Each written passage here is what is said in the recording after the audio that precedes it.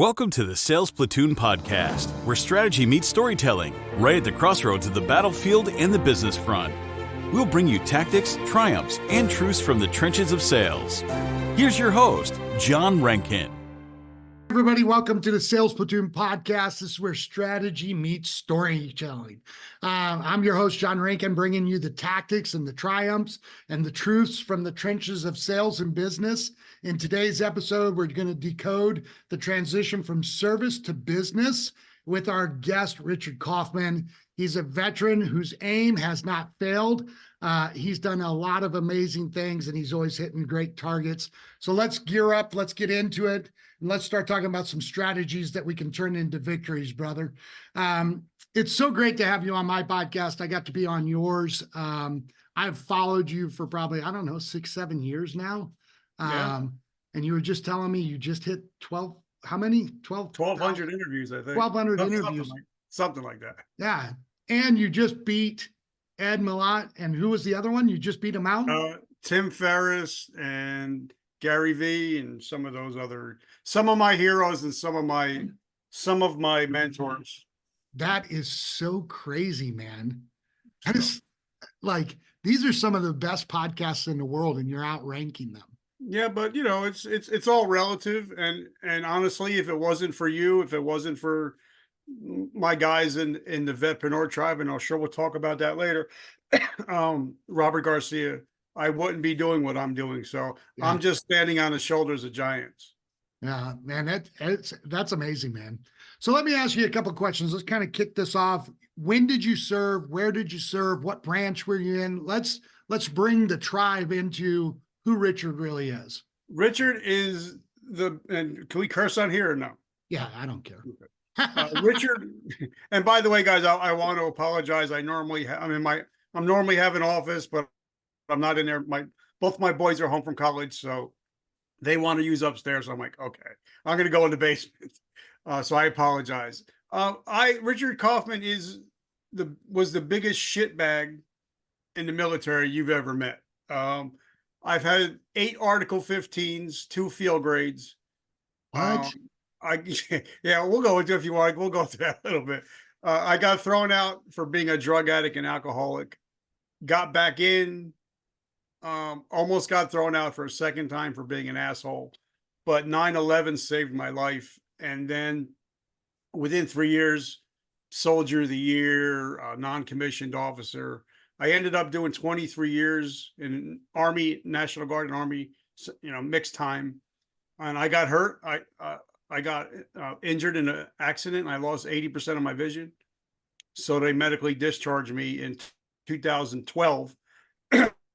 And that's when that ended in Labor Day 2012.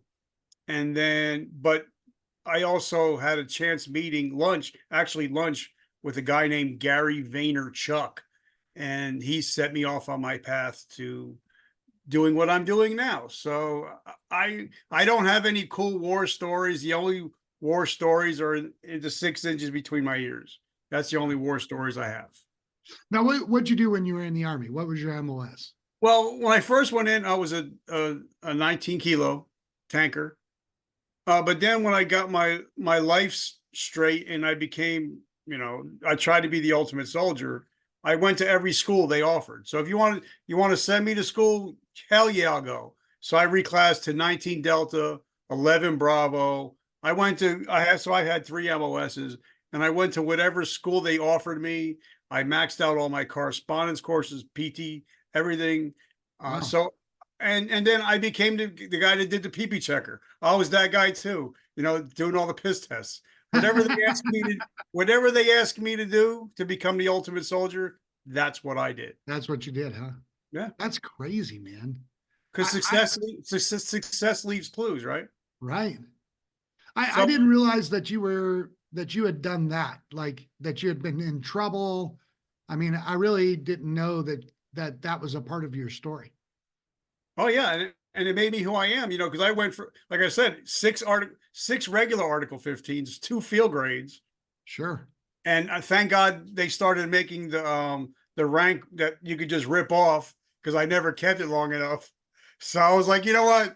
just leave it blank because I'm going to end up there anyway. So Out of curiosity, so you spend 23 years, you get out, then you have this lunch with Gary V. How'd you get the lunch with Gary V? well, this is what happened. I lost my vision, and they put you in. I don't remember what they call it now. They like a warrior transition unit. Yep. I think they call it now. And for like every drill weekend for like a year, I had to go sit in the warrior transition unit. By the way, I love Red Bull. That's what I'm actually drinking right now. So thank you, Red Bull. But so I was in there, and the first couple of days I played cards and I did this, and I'm like, I can't do this because for me, I'm a reader. I'm only a ninth grade dropout, but I read over 6,000 books, and I got 18 books going right now as we speak. So I just started picking up books on self-help, and I picked up Tony Robbins' first book, Awaken a Giant Within. Yep. And then I picked up Robert and Sharon, Rich Dad, Poor Dad. And I kept going. And then I kept hearing this guy, Gary Vaynerchuk. I'm like, who the hell is Gary V? Little did I know that his father's liquor store is 20 minutes from my house. Oh, wow. In Springfield, New Jersey. Yeah. So I called his father. I'm like, hey, this is Rich from GNC. When is Gary going to be there? I got some business to take care of. Like I knew who he was. I didn't have any clue who he's going to be there, when he's going to be there. He's like, he's going to be here Saturday. I'm like, all right, tell him Rich from GNC is going to be there. So I went, and I actually got to sit and talk with him and hang out with him. And my hat is actually was actually hanging up in his old office. So sometimes if you would see the videos, there was a Wounded Warrior hat. That was my hat hanging up there. And he's the one that said, hey, you've been through a lot of shit. Why don't you start a podcast and write a book?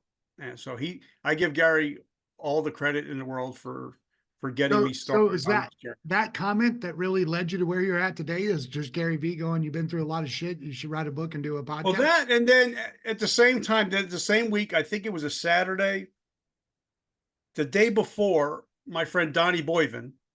Oh, yeah. From Donnie Success Champions. He actually interviewed me on his podcast, the first one ever. And I kept telling him about what I was doing with GNC and working with athletes from NFL, WWE, Major League Baseball, the NBA. And Donnie knew my story. He wanted to tell my backstory. He's like, because I ain't never heard no shit like that. He's like, I've never heard anybody get kicked out and go back in. Yeah, me neither. And almost get thrown out in the second time. And so then I kept trying to be him for 23 years. So I just tried to keep telling the front story. He's like, no, I want to go back to the backstory. Right. So if it wasn't for Donnie, and I just had him on my show again, and if it wasn't for Donnie and for Gary, I wouldn't be doing what I'm doing because of those two gentlemen. All right. So it's 2000. You said 2015 is when you got out? 2012. 2012. So 2012, you get out. And you've had this meeting with Gary V. Where'd you go next? So you were working with GNC. Tell me a little bit about that. What are you doing there? Well, and because I'm sure we're going to talk about sales in a little bit. When I took the job, when I moved here 13 years ago, they were doing 400,000 a year. Within 3 years, we hit 1.4 million. And this was before the age of social media. This was, going and doing the hard work, shaking hands, kissing babies. And I was with GNC for this whole time. But I didn't really start my podcast until I got hurt. And then about 5 years ago, I lost my vision for a second time just because of drinking too many Red Bulls. I was drinking like 8 a day, and my blood pressure went up and my retina popped on both my eyes. So I was like 80% blind, and there's certain people in the tribe. I'm going to Tammy Moses, Daniel Curry, Mark Dudek, and Kurt Balish. They're my amigos that I met at MIC DC, and they said, you know what, you're the comeback coach. You need to come back. And I didn't know how to come back. I couldn't work. So they're like, well, why don't you just start up your podcast again? And that's because it was dormant for a long time. So that's when I started the podcast. And the first guy I interviewed, I had a reason, because the first guy I interviewed had no legs, no arms, and was skiing in Aspen with his family sitting in a jacuzzi as we're doing this interview. And I'm going, that's my thing, is if I can, there's other people out there got to be struggling like I am. Yeah. So if I can get other people to tell their stories of how the shit that they've been through and how they've made it through. And I was using it more as a learning experience for me, because I needed hope. And Yeah. I didn't hear any other podcasts out there like this that were that were veteran centric. Right. And now it's just blown up to where it's at now. And we're still getting started with only 1,200 interviews. We're still a baby. We're still getting started. And if it wasn't for Travis Johnson, I wouldn't be doing what I'm doing either. And I love Travis, and I love his mom. His mom's awful. Vicky, love you. Yeah, we're gonna have him on the show here in a little bit. I mean, so it's a long time ago, but I had a podcast that was doing about 5,000 downloads a month in the early 2000s, before podcasting was what it is now. And then I shut that down, and Travis is the one who got me to start my travel podcast. That was all Travis. So Yep. And I've had Travis, and I've had his mom on my show. She's got an amazing book. So definitely you need to have both of them on the show. Just saying. I'll figure out how to get Travis to put that in the show notes for. There you go. See, plug for him. Yeah. So you were doing GNC. You were what? The regional sales manager, district sales manager. I was just my store sales manager. And Okay. like I said, we took it from 400K to 1.4 within 3 years. And I was having fun, just enjoying life. I love sales. I'm a big sales guy. And if anybody says they don't like sales, you're bullshitting, because if you're married, somebody got bought, somebody got sold. If you have a car, somebody got bought, somebody got sold. So yeah. we're all into sales. It just a matter if you know how to close. Grant Cardone has that book, Sell or Be Sold. I think that's one of his, I wouldn't say it's his best, but to me, it was one of his best books. I mean, if you're a parent and you try to get your kid to go to bed early and you bribe them, you're selling. Yeah. Out of curiosity, it's kind of a detour, but why do you think that sales gets such a negative connotation? We've got to sell everything, right? Like you said, we got to sell our children on why they should do what they do. We had to sell our spouse on marrying us. Sales has been they say prostitution's the oldest profession, but I think sales actually is. Well, if that's the case, then there had to be a John that bought. There had to be a hooker that sold. So it started at the same time, right? Yeah, maybe so. But I just believe that there's a lot of salespeople out there that are selling people what the salesperson wants to sell them, not what the customer actually wants and needs. Mm-hmm. And I think that's what makes a difference between somebody that's ultra successful or somebody that's just that greasy guy and you're like, it's him again, And Zig Ziglar said, you can have anything you want in this world if you help enough people get what they want. Enough people, yeah. So I think that's the thing is just there's slimy salespeople out there that, like, if I pull into a dealership and I got 5 kids, you're not going to be selling me that Maserati unless I really need to get away from the 5 kids. Right. But, ask me what I want first and not try to sell me something I don't want or need. Yeah. Yeah. So you had a medical board, right? You got medical boarded? Yeah, I got med boarded out. Yeah. But talk to me about your transition. What was that like for you with an injury? How did they prepare you for transition? I mean, did you even know that you were going to go to GNC? Like, what was life like while you were transitioning? Well, this was because I got transitioned out of the National Guard. So I was still with GNC at this time. Oh, I see. But, and if you're going through a med board, and I started a course teaching people how to podcast, and it just dropped last week. And I'm actually teaching a guy how to promote his podcast, but he actually helps people get through the med board process and how to make sure that you're going to get everything you deserve. Because when you're going through the med board process, they just want you out. they're going to tell you whatever they want to tell you to get you out of there. And they Mhm. tried to get me to quit a couple times, and I'm like, I ain't going anywhere. You're not going to make sure I don't get the benefits that I deserve. A lot of people just got tired of waiting and just they quit. Right. But I think if you're going through a med board, make sure you got your paperwork right. But for me, I knew that the time was coming, but I didn't know when. And they hand me my ID. I mean, they take my ID, and they said, "Well, you're no longer Sergeant Kaufman." And this is Labor Day 2023.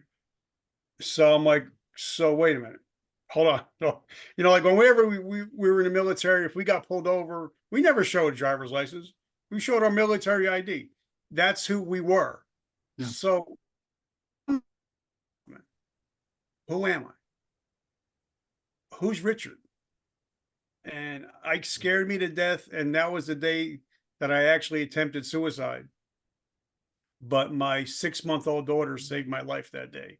So the transitioning for me was not very easy at all. Even though I knew what was coming, it wasn't very easy. It's such I spent 20 years at 5th Special Forces Group as a civilian. So I got to see the full life cycle of some of these guys. And that identity piece is such an important part of transition. So who is Richard Kaufman outside of what he did in the Army? Who is Billy Bob Thornton outside of what he did in the Navy or the Air Force or, well, not really the Marines, but everybody else, right? And there's such an identity crisis. I have a guy that I'm working with right now who I spent time talking to him about, hey, when it's over, when you're actually out. I mean, he retired. This is what you're going to go through. It's going to take you about 3 months to. He's like, no, I know, And a couple of months in, man, he was just like, man, I just didn't really think that I was going to deal with this. And it really goes back to who are you outside of Soldier Kaufman? And there Soldier was nobody Rankin. else. That was it. My Yeah. whole life was wrapped around taking correspondence courses, PT tests, taking care of my guys. My whole life was wrapped around Sergeant Kaufman. There was no Richard. Yeah. And then having to realize, holy shit, I got to reinvent and reimagine myself, and I don't know how to do this because they don't teach you how to reinvent and reimagine yourself. But you're an Army guy, so we speak the same language here. I don't know what the Air Force and Navy does. Marines probably do it as well, but we had to backwards plan everything we did. We were going to do a road march at 0300. We're going to do 24 miles. There was all the prep, all the backwards planning up until, you walk across the line at the end of mile 24. And we did this with every operation, with every training exercise, with every op order. We did this all the time to where even as a young soldier, you knew how to backwards plan. And one of my complaints has been that the military has taught us how to backwards plan everything except for life after getting out. And that doesn't matter if you've been in for 2 years or 23 years. There's no backwards plan. Why aren't we, as a culture, meaning military culture, having a conversation on day one of Richard's enlistment? Richard, I don't care if you're here for 2 years or 20 years. What's the plan when you leave here? And and that's one of the reasons I keep this show going, because, and this was something that when General Petraeus was on, that we even talked about. I said, sir, you teach us to go to war, but you don't teach us to come home. What did he say? He was like, I understand that. He's like, and I understand. He said, we're working on things right now. And I think they're getting a little bit better now. They're doing to where you can actually start transitioning out like 3 to 6 months early. Yeah, that's the Skill Bridge program. So they're starting to, and it was all, but that was before the Skill Bridge started. So when I asked him that, he was kind of like, okay, I'm just not on a regular podcast here. You know what I mean? I guess he didn't expect me to ask him that question. But the reason I have the podcast now, it's changed. Because I realized that if a veteran or a first responder, if they know, okay, you have a shelf life, no matter what, if you're a veteran, first responder, athlete, we all have a shelf life. Yep. If you're going in and say, okay, the maximum my shelf life is going to be 25 years, maximum.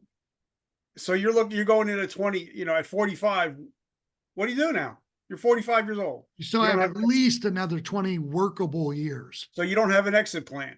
Yep. So that's why I started the podcast, because I realized that if a veteran or a first responder gets out of the military and has a mission and able to help other people and have people depending on him, he's not going to eat his gun most likely if he has a mission again. But like Sergeant Nick from our group talks about, and I've had him on the show, he said, once you step off base, the military doesn't give a shit about you. Your phone stops ringing. There's no camaraderie. There's no money and no mission. And a lot of us end up at the bottom of a bottle or at the end of a weapon because we're totally lost. And I was talking to somebody yesterday on the show.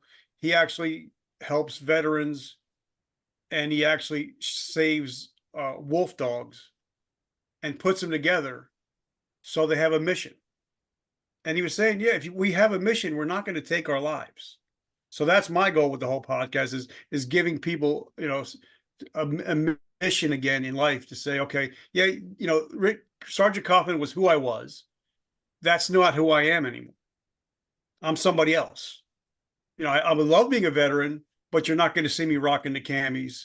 You're not going to see me wearing BDUs from 1985. Right. I'm not that guy anymore. You know what I mean? And a lot of people don't know that John Lee Dumas, my mentor, was an Army captain in Iraq who lost a tank crew. And when he lost a tank crew, he was actually suicidal and had to go through mental health. Yeah. But a lot of people don't know that about him. So that's why my goal is to say, okay, this was John Lee Dumas, as an Army captain in Iraq. Now his podcast is making over $250,000 a month. So this is where he was. This is where he went. And you can also do the same thing. Not really the point of my podcast, but this is an interesting kind of segue. So you start looking around, you've got you've got Patrick Bet Davis. He's a 101st veteran. Yeah. You've got Ryan. What's Ryan's last name? He was a Navy SEAL. Then you got Yako.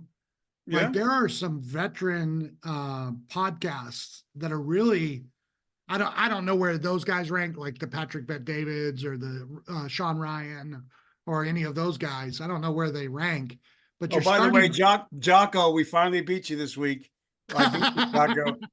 I'm just saying, Jocko, and I love Jocko's new energy drink, Jocko Fuel. So guys, if you want energy drinks, check out Jocko Fuel. That's funny because there's nothing like good competition between Army and Navy, right? We beat them this year. But we're all people. We're all here. We're all on the same blue rock. You know what I mean? So why do you think these podcasts like Jocko, Sean Ryan's, yours, Patrick Bet David, like I'm starting to see a lot of vets and their podcasts really skyrocket in the rankings, if you could call it that, because I don't know what that language really is, but in the top 100 or whatever. Well, I think it's because a lot of us, and like I said, I was the biggest shitbag, so I don't even consider myself a good veteran.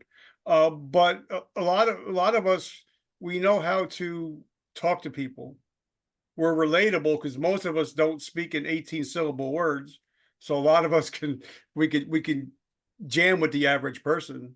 But most of all, if you're going to be successful, like we're in the military, if you spent more than 6 months in the military, you know how to write an SOP. You know how to follow an SOP. So if you know how to follow an SOP for success, you're going to win. And if you don't give up, like military people don't give up, if you stay the course, then you're going to win. And I think that's why a lot of us may take a while to get there.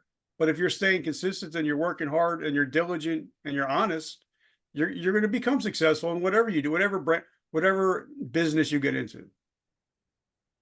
Yeah. So you go through the Wounded Warrior Transition Program or the Warrior Transition Unit. Yep. Yeah.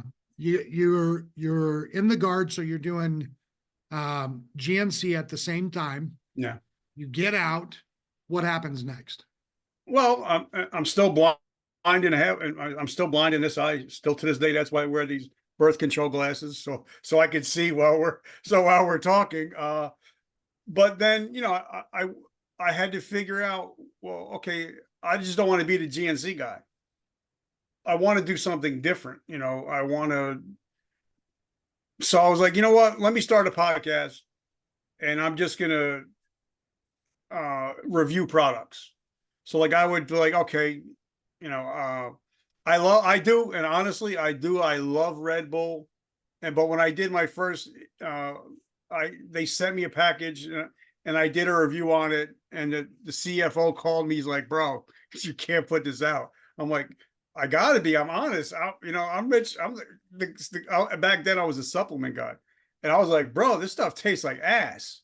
I'm like, but it works. It's great energy, but it tastes horrible. But a lot of people, they started trusting me because they knew I was going to be honest and be like, okay, yeah, it tastes great. Or I'll tell a product, oh, I just tasted a great product, tastes awesome, works like shit. But they knew that, okay, if I go buy something from Rich, he's going to give me the down and dirty. He's not going to bullshit me. Right. So that's where the podcast first started, originally started, because I just started reviewing products because I wanted to do something different, but I didn't know where it was going to lead me. How many product review episodes did you do? Oh, I was doing like one a day. Whatever came in, I was like, you know what? I'm going to try it out. Like I was the first store ever to have Redcon 1 because I was friends with Aaron Singerman, the owner of Redcon 1. So I brought his stuff in before anybody had it in the country. And somebody said, bro, you got to try Total War. I tried it. Awesome workout. Oh my God, it tasted disgusting. So I did the review and I sent it to Aaron, and he's like, well, it doesn't taste great, but it works like magic. So people knew that, okay, if Rich said, and I would never have a return ever. Because I told them, listen, guys, if you're looking for taste, this ain't it. Yeah. If you're looking for an ass kicking workout, this is it. And I had 0 returns my whole time I was there because I would give them the honest feedback, and they knew me well enough. All right, Rich is telling me it's good or bad. I'm not going to buy it. Yeah. Yeah. And it's been that way ever since. Like any person that sponsors my show, if I don't use their products, I will not have them as a sponsor. Sure. How many sponsorships do you have right now for your show? About 20 right now. 20. That's why you do so many episodes. You got to have room for all your sponsors. Yeah. And they're all, and they're mostly veterans, and nice. And because like this, I have my knife that's sitting right here. I don't know if you've ever seen the movie, the show Forged in Fire. Yep. My friend Michael Peterson made this for me. Oh, nice. And he's a sponsor of the show. So I because I use their products, just like Soldier Girl Coffee. I've used their products. But if they say, I need you, I want to support you, I want to sponsor your podcast, and we have a CBD product, sorry, I can't. Because how can I be in recovery for 35 years and sell a CBD product? So if I don't use a product, I don't have it advertisers. And I think that's why people trust me, because they know, I'm not out for the buck. I'm out for the relationship. Yeah. Yeah. And that's really good. So Rob Garcia's been on me about this podcast. He's like, you need to monetize right away. I'm gonna have him on the show too. He's I think he's been a great voice for a lot of veterans. And because I brought up Rob, because I love the way Rob challenges people. And Rob is a great example of this, right? Because he's still active guard, right? He's still active guard. He's active Air Force. Yep. Oh, he's Air Force. He's not guard. Yeah, he's active. He's Air Force. I don't know if they call it reserve. I think it might be reserves, Air Force reserve. Yeah, I thought he was in either the reserve or the guard element. Regardless, there's so many of our tribe that have the necessary skill sets to do business or sales or entrepreneurialism. Rob Garcia is a great example of this, right? He was active and building his business while he was active. When you were active, did you kind of see that in your future before you went to the guard? Did you think business? Did you think entrepreneurialism? I mean, where were you at when you were serving? All right. So I know, and if you guys read my book, and John, I'm going to send you the book when we get done. People don't believe this, but I joined the day I turned 17. Yeah. And back then I was like 135 pounds, soaking wet. I joined the military and I'm 18 years old. I'm hanging out at clubs. I became a stripper at 18 while still in the military. But I would make all the money and I would drink it all away. So I did not know that part of your story, man. I wasn't a good business person. I drank all the profits. So no, I was not a good business person whatsoever.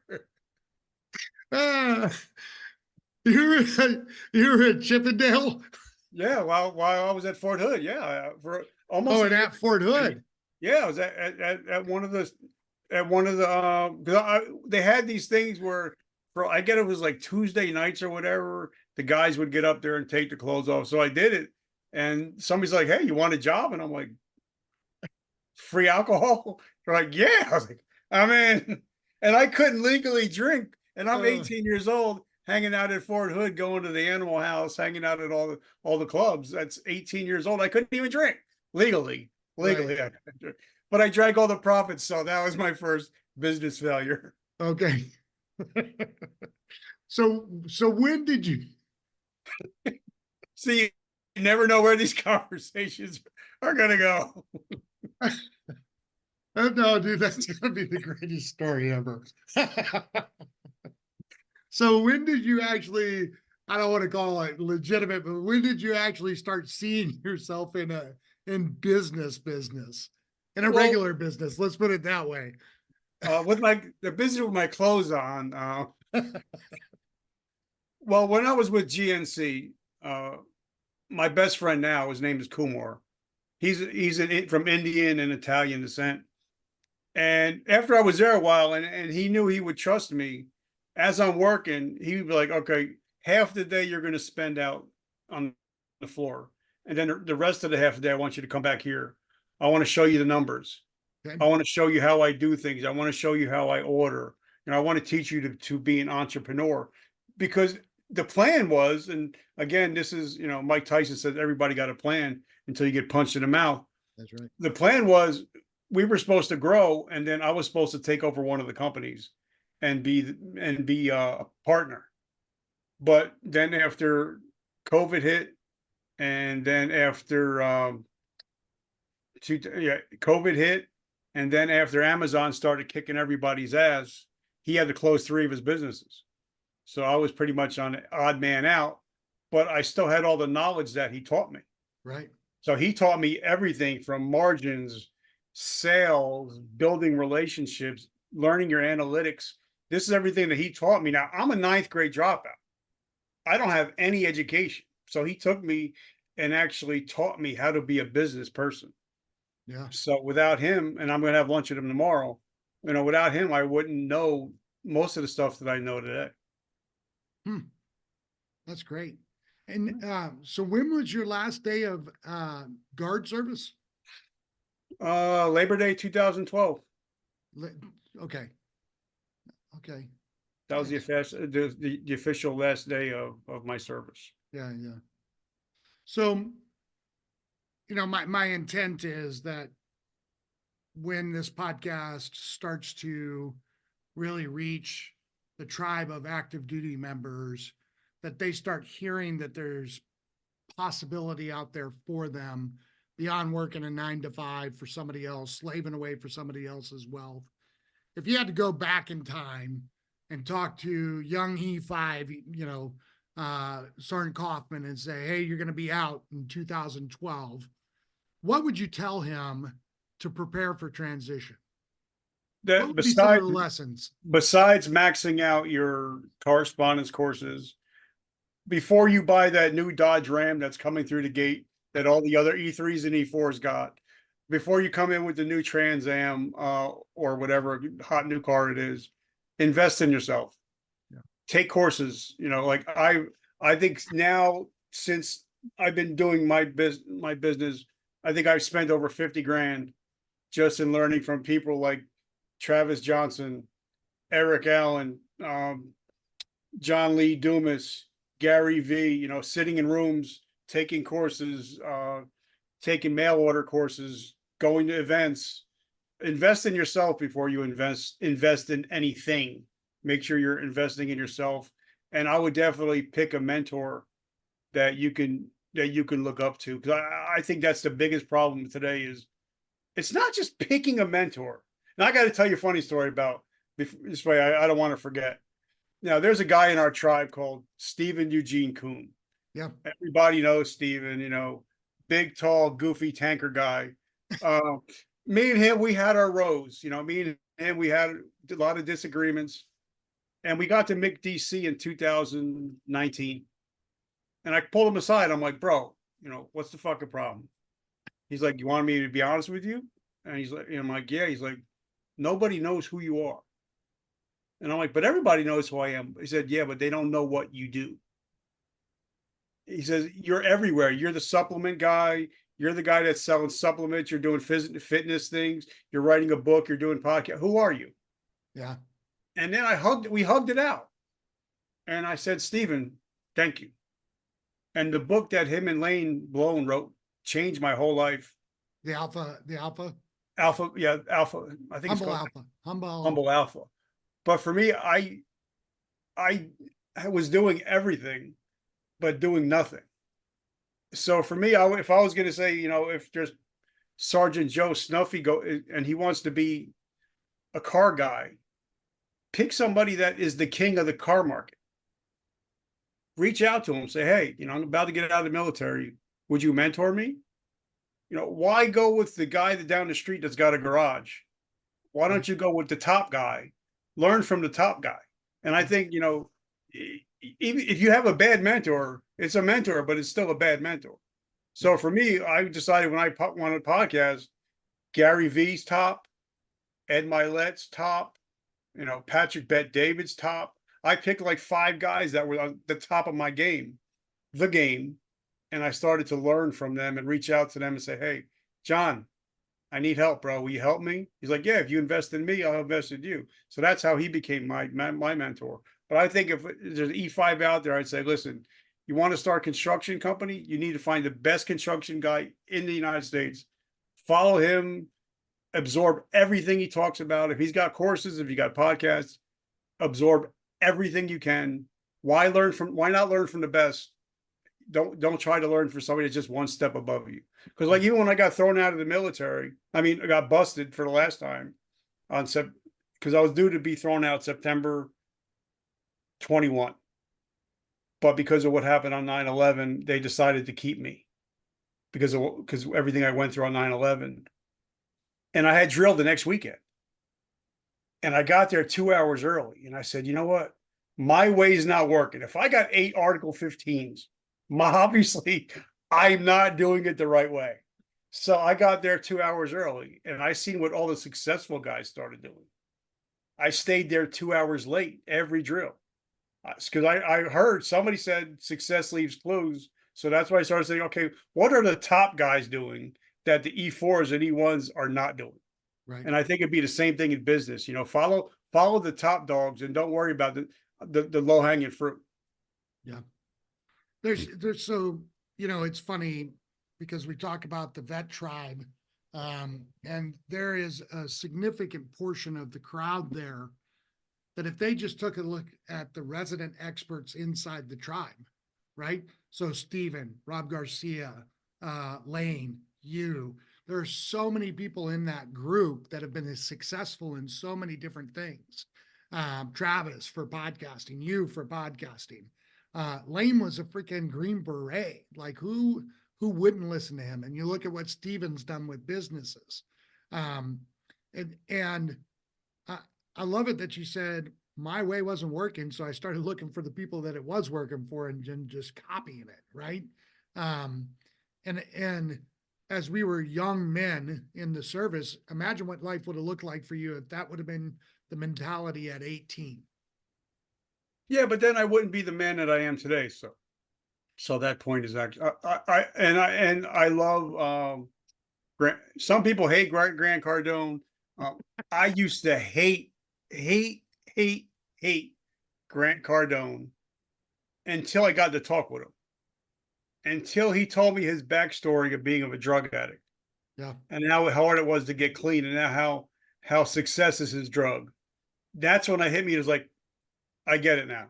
I understand it. And I love how he says in his book, the 10X, that from that whenever you read that one chapter, he says, from now on, everything is your fault. Whether you win or you lose, it's all your fault. Mm-hmm. So for me, if everything doesn't, like, even Ed Milet told me, he said, Rich, he said, nothing happened to you. Everything happened for you. Yeah. And everything is a teachable moment. Yep. So if you live like that, then either something I learned from, or you're a lesson. Yep. So and I think in business you have to be humble and you got to be teachable. Yeah. I think, so I love it that those guys said that, because that's how everybody gets ahead. And I've said this with my kids, that I want my ceiling to be their floor. And if we look at the lessons that we've learned, the lessons that we've been through, and we take responsibility for all the shit, right? Hopefully, and in the tribe, and for those that are listening that are active duty or veterans, take the lessons, the things that you and I have been through, and let those be the floorboard as you build a life of success from here forward. Because if they see a guy like you, I don't think I've ever met anybody with 8 Article 15s. So if you can do it, they can do it, right? But there's assholes even in our tribe. I mean, how can somebody get aggravated because somebody spelled soldier wrong? Give me a fucking break. You saw that comment? Of course I do. I'm one of the moderators, but I make sure that I'm looking at every single post. So you're not taking the good stuff out of what the post is. You're taking the little crap out of it. And I'm like, dude, I was like, bro, I don't make no money off this. I'm just doing this so you guys can have a vacation. Like, yeah, and you're picking that twice I misspelled a word, just typing fast. Yeah. Like, I just wrote a step-by-step. Did you see the one guy who wrote, you call it a book and it's 3 pages long? And I'm like, it's an ebook, man. Well, that's like somebody said, hey, Rich, you write like shit. And I'm like, yeah, if you read my book, it's like a 3rd grader wrote it. I'm like, but I'm not a best-selling writer. I'm a best-selling author. Yeah. So there's a difference. Even Robert Kiyosaki said, he's like, I can't write for shit. He's like, I'm a Marine. He's like, but I'll sell the shit out of some books. Yeah, right. It's funny. So I was talking to somebody else about this, about the vet tribe, for example. We have 2 types of people, I think, in our community. We have the ones that have, for whatever reason, chosen to go the route of negativity and everything that's wrong in the world. And they focus on the people that weren't good representation of veterans and active duty members. And that's because I did a post where everybody came out of the woodwork screaming at me, which I said, if you were a veteran and you were honorably discharged, you should never accept a job for less than $30 an hour. Because even if you're not a high-speed guy, do you know what the percentage of the population is right now that can do boot camp? Not even 2%. Not even 2%. So you're telling, and I get it. I mean, like you said, I was the worst soldier ever in the beginning. There are bad examples, but why do we tend to focus on these negative things instead of being like you, Rob Garcia, Stephen, Lane, Travis, all these guys that focus on opportunity and potential and where we could be? I mean, look at what we've done in the last 20 years of war. Now turn that on business. Yeah, but also, and it's something that I learned from Tim Ferriss, from Tony Robbins, from Ed Milet. We all have the reticulator activating system in the brain. Yep. And whatever we search for, we're going to find. Yep. So if we're searching for success, we're going to find success. If we're searching for losing, we're going to find losing. And for me, like when I heard COVID was going to hit, everybody's like, oh my God. And I'm like, everybody's going to be home and listen to my podcast. This is fucking awesome. So I took it as a positive and switched it. But I think if like I said, if you use your RAS, if you're constantly looking for ways to be successful, you're going to find it because your mind's automatically looking for it. And Yeah. it's something you have to train your brain to look for success, because if you look for failure, you're going to find it. Yep. No, I totally believe that. I mean, the RAS is such an important part of success and training yourself to look for those clues. And it gets easier. Jim Rohn said it this way: the first million was hard. After I lost it all, it was easy to get it back. Yeah, see, and like like we're talking about sales because that's the name of your podcast, Sales Platoon. If you use your RAS while a customer's talking to you, they're going to tell you how to sell them. They're going to tell you what they need. All you have to do is sit back and listen. Yep. But the salesperson, no average salesperson, is talking. And I think, like, for me, the biggest compliment I've been given on my podcast was from Mr. David Meltzer. And I was pissed off. Oh my God, I've never been so pissed off. I said, can you leave a review for me? And on the review, it said, Rich is more interested than interesting. I was livid. I called him up. I'm like, bro, what? I'm like, no, I'm not interested. And he goes, I want you to Google. That. He said, I want you to Google it. And it was something written about one of the greatest interviewers. I think it was Walter Cronkite. It was said Walter is more interested than interesting.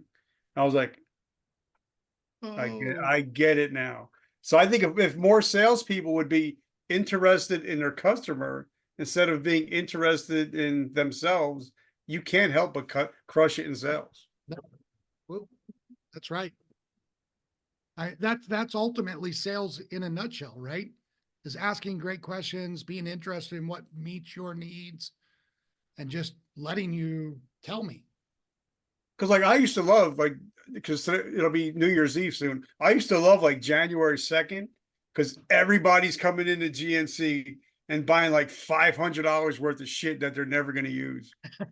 So I would actually go to where they're standing. I'd come from behind and I'd look through their stuff and I'd start grabbing stuff and putting it back on the shelf. And they're looking at me, they're like, what the hell are you doing? I'm like, you don't need this. You don't need this. You have 2 of these, so you don't need this. They're like, so wait a minute. You're telling me you're putting shit back on for stuff that I don't need. And I was like, yeah, because you don't need it. Why would you spend money if you don't need it? And then he'd buy it. He'd go home and tell his wife what happened. And then she'd come back, thank me, and say, you know what, whenever he comes in, you give him whatever you think he needs. Yeah. Because I didn't want to sell them what they wanted, because sometimes they don't know what they want. Yep. You help them get to that point. Well, what do you need? Because like if you come into me and you're 18 years old, they're going to be like, I want a test booster. I'm like, bro, you got enough tests to kill a horse. You don't need a test booster. You might need a pre-workout, you might need protein, but you don't need a test booster. Right. So sometimes customers, they really don't know what they need until you show them, okay, this is what you might need. This might be helpful for your situation. Instead of me selling that 18-year-old kid $100 test booster and his father sees it and he's about to beat my ass because I just sold his son a test booster. But now I know that kid, when he becomes a man 20 years from now, he's going to bring all his kids because, I helped him as a kid. Yeah. And because I always look for the long game. Like, who would ever thought 6 years ago having you on my show would lead to this? Yeah. But it's the long game where we've been friends all these years. So, and I think salespeople don't play the long game. It's always the quick hit, the quick dopamine rush. Yeah. And there definitely needs to be a lot more of that in sales where, I've done just over the years, a ton of stuff for free. I just, because I believe in God, I believe in karma, I believe in sowing and reaping, and eventually whatever I've sown is going to come back. That's just the bottom line. So, and if you approach sales that way and you just serve people and you just look out for their interests, you're going to sell a lot. But also, I think now with the new age of AI and social media, we need to be more social on social media. Like I spend my first 2 hours a day just interacting with people, and I'll go through the tribe and I'll say, okay, I've tagged you a bunch of times. Yep. Who's the best travel guy you know? Yep. You.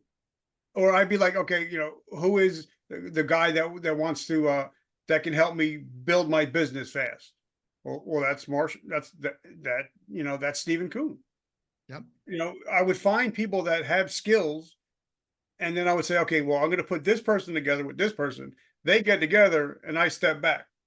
Yep. But even if they just become friends, I'm the hero because I put them together. Yep. But I think, we need to become more social on social media, especially now with the days of AI and Chat GPT. We need to become more real on social. Oh, that's for sure. That's for sure. Man, I've loved this. I'm going to have you back because I feel like we've just cracked the surface of all your crazy stories. I don't think I've ever told that story on any podcast I've ever been on. The stripper one or the article? No, the stripper one. I've never said that on any podcast. Well, we might have to call this one From Stripper to Sales Pro. Yeah. Somebody got sold. Yeah. Man, I've loved this. I'm gonna have to have you back on. Man, so what's next for Rich as we kind of close out? Where are you going? What are you doing? How can people connect with you? Well, for me, my goal, because somebody challenged me on December 31st last year, I was on a podcast. He's like, I want you to pick 2 words for you to use for the year. My words were intention and attention. And for me, it became, if it's not God, family and friends and business, I don't have time for it. I say no a lot. If it's not having to do with those 4 things, I'm not getting involved because I'm realizing that saying no is sometimes the best thing you can do. And focusing is one of the biggest things for me. Follow one course until successful. Focus. And a lot of people don't focus. Like I know one guy, one of my best friends, he's all over to try, but you don't know what he does. And you can't be successful if nobody knows what you do. If they see you doing everything, they're like, yeah, I don't know if you're the podcast guy. I don't know what you do. And that's what Steven told me. So for me, my goal is to be on 300 podcasts this year as a guest. And my goal is to probably record another 300 or 400 episodes. Okay, good. Speak on stages. My book, hit number 1 on Amazon twice. So, but now, I have a coffee brand. I have my own coffee, Vertical Momentum Coffee, with Jose from Third Day Coffee makes it for me.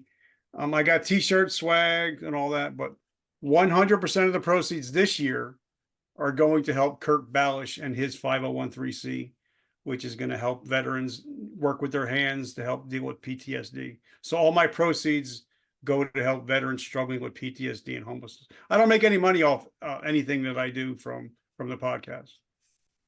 Great. And cool. I want to offer something to you and your guests. If they reach out to me, just send me their email address. I'll email them my book right to their email address. So everybody gets a free copy, and also a 30-minute strategy call. If they're struggling with anything in life or business, 30-minute strategy call, Zoom call, just to talk shit and see how I can help them. So when we get done here, shoot that address over to me so they can email you, and then I'll put that in the show notes. And I appreciate that. So, man, thanks so much for your time. I know you're a busy guy. I carved out this whole afternoon for you, brother. So there's no rush. Great, man. All righty. Well, we'll talk to you soon. I love you. And guys, if you're watching this show, make sure that you leave a 5-star written review for Mr. John. For every 5-star reviews, it's worth 10 5 stars without a written review. So make sure you leave a written review and make sure you subscribe. This way it'll kick him up in the algorithms and he'll be able to help more people. I appreciate it, man. Thanks a lot. Follow us on Instagram, LinkedIn, and YouTube at Sales Platoon for more updates and veteran success stories. Join us next time. as we continue to decode the art of selling through the unique perspectives of those who served.